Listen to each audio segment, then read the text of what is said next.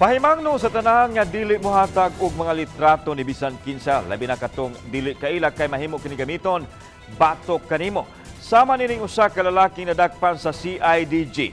Human ang hulga sa usa ka babae nga ipakatap ang hubo nga hulagway kun dili makikhilawas kaniya. Ano yung report? Wala makaugpo sa mga operatiba sa CIDG Lapu-Lapu City Field Office ang 19 anyos nga si Paul Vincent Valiente, taga Pitugo lungsod sa Consolacion, Cebu. Nadakpan siya tungkol sa entrapment operation. Human nagpatabang ang usa ka tinun ang babae kinsa na biktima sa sex extortion sa suspect. Sa impormasyon nga nakuha sa CIDG, sa social media lang gikaila sa biktimang tinunan ang suspect. Mitanyag kuno og kwarta ang suspect sa biktima bugti sa hubo nga hulagway nini.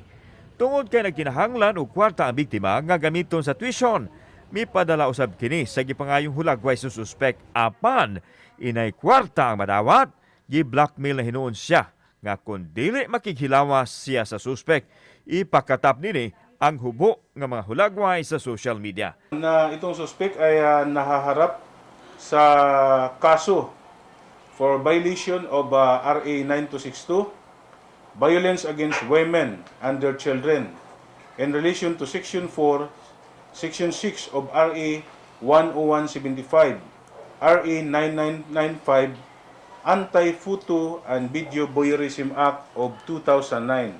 Samtang gisusi sa CIDG kung aduna pay laing mga biktima ang suspect nga gihimuan sa naasoyng modus. Dito sa social media, ang daming manluloko, ang daming hindi mo kilala kung sino yung mga tao na yun.